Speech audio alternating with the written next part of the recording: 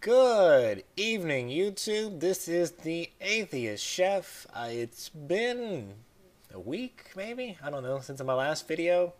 I have been really trying to read up on a lot of Christian literature, um, uh, the Bible, and a lot of Christian books. My mom had a lot of good apologetic books from um, when she was a believer. And interesting side note, my mom has just recently told me she has actually deconverted herself.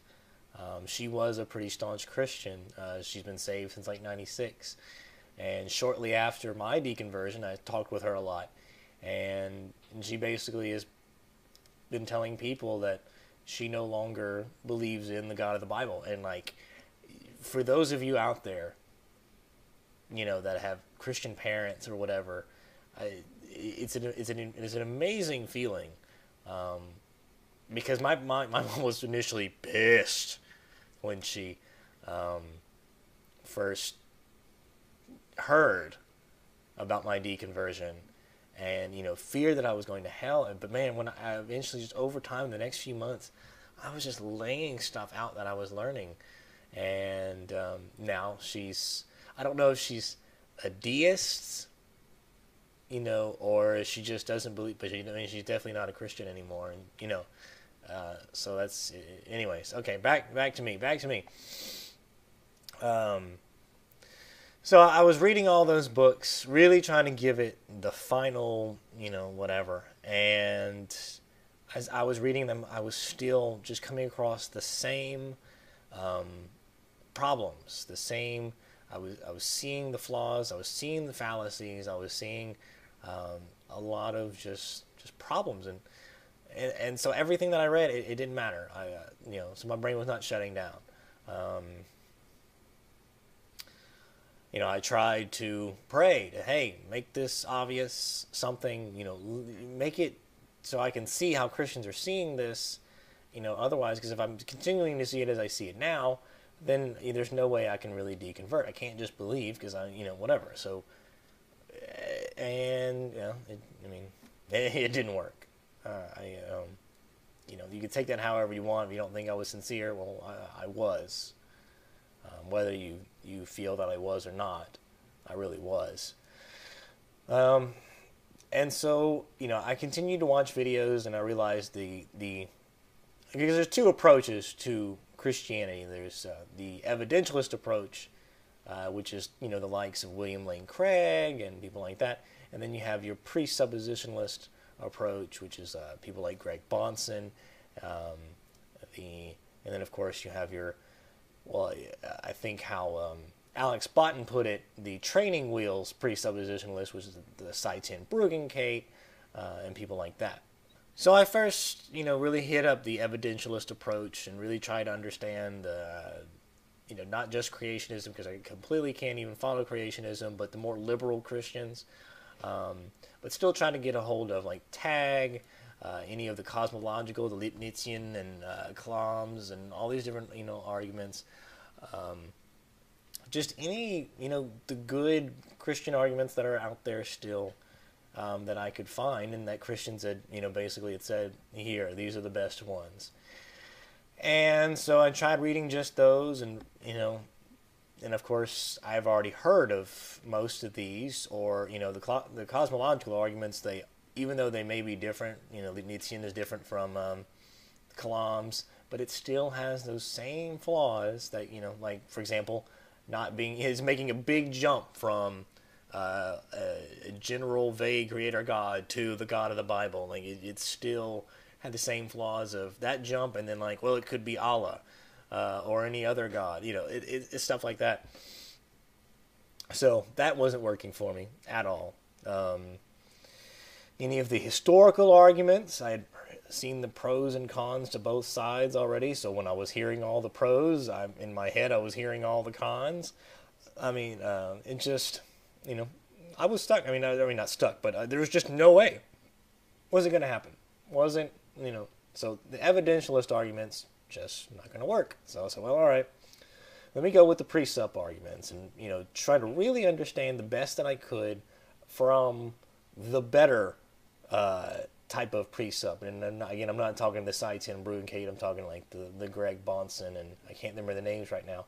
So after reading a lot of material and watching videos, and of course, anytime precept came out, all I really had was a lot of Sci-10 and then videos like that. And, you know, they didn't really touch on a lot of the best stuff that that Bonson and others had covered. So I said, well, okay, well, I got a better, you know, pretty good understanding there. So let me see, you know, the basically the popular precept. And I was reading it. I was already finding flaws with it. And then, of course, I came across Karen S.'s channel and Ozymandias, and I can't ever remember his other part of the name of his channel, but just call him Ozzy. This guy did an amazing breakdown of the precept argument, particularly on Sci-10 Bruggencate and better. Pretty much after that, I mean, it was like 3.5 hours long. And then getting in a chat with him, and he had broken it down even better. And it's a long story short, the precept argument fails, mostly on the Sci-10 kind. But overall, they still kind of fall under the same trappings, regardless if it's the training wheels kind or even the better kind, just in a much deeper level. And by the way, if you are a fan of Sci-10 Bruggencate and that level of precept, I invite you to really try to get into what the presuppositional argument really is saying, because Sci-10 and company completely have the juvenile version of the precept argument. It goes way more into depth, and it's a shame how, as I was watching Sci-10 and company talk, particularly Sci, how dishonest he had to be to make his points, twisting words around, straw mans, and stuff like that. And I looked at that and said, wow, how can this be the truth when he has to lie to portray it? And then to see fellow Christians, you know, William Lane Craig, I mean, even, you know, he's an evidentialist, you know, just belittling the people of the Sci-10 Bruggencates and presuppositionalism is, on its own right. And then I was watching a video with the Unconventional Pastor, which I'm assuming he's more of a liberal Christian. I've only seen a little bit of him. And he was able to just, you know, pick apart Sci's, you know, attempts and that script that he has put down. And of course, it was just a reminder of how Christians overall just can't agree. And, you know, that there is no convergence on what the actual truth is. And there's no way to know who's actually telling the truth, because everybody thinks they have the same truth. You know, you have your Sci's and company that think it's, you know, revealed by the Holy Spirit.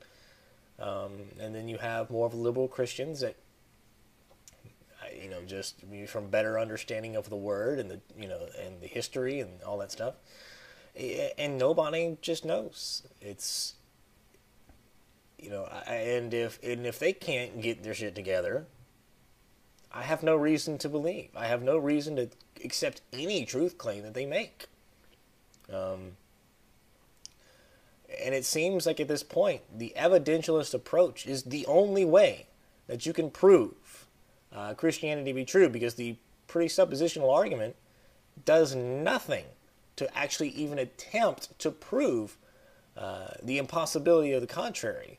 They spend their whole time trying to prove every other worldview wrong and not the Christian worldview as correct. And that's, you know, that's the evidentialist argument about why precept fails, because it can't prove anything right. It can't prove Christianity right. It can just try and show everybody else to be wrong. And so, being that the evidentialist approach fails, to me, on multiple levels, and then the presuppositionalist approach fails more, and even the evidentialists agree. Long story short, I have no reason that I should convert back to Christianity. So yeah, there you go. I mean, this is a very basic, simplistic of what's really been happening, and I don't think I'll ever really go into that much detail. But, safe to say, I'm still an atheist. And I think I'm actually probably more of an atheist than I was, because I actually did my best to suspend as much disbelief as humanly possible. And again, you may not agree with me by the way that I'm saying this now, but this little journey I had put myself through was very genuine, very honest. I truly did try to pray to God. I truly tried to understand. I tried to truly put on the biblical glasses, so to speak, and I couldn't get past it. I just couldn't. There was nothing, and of course God hasn't replied yet. So, as it stands, I'm still an atheist. So that is it, folks. I'm probably going to be back to doing, regular-ish videos pretty soon. But I've been doing kind of stuff lately, and just kind of sitting back a little bit. But I will see you guys soon. Thank you guys so much for watching. This is the Atheist Chef signing off. Peace. And shortly after my deconversion, I talked with her a lot.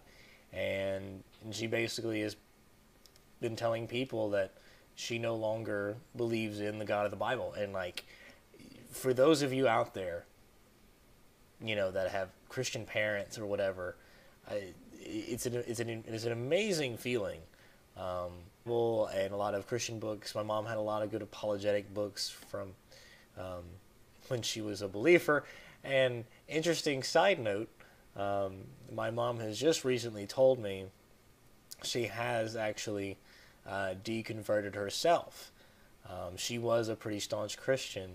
She's been saved since '96.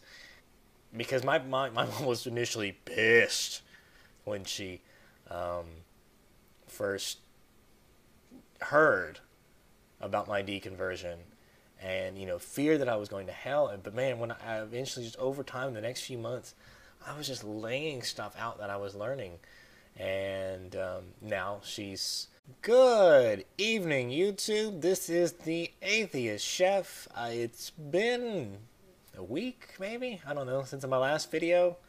This is I have been really trying to read up on a lot of Christian literature, the Bible. I don't know if she's a deist, or she just doesn't believe, but she's definitely not a Christian anymore, and so that's, anyways. Okay, back to me. So I was reading all those books, really trying to give it the final, whatever, and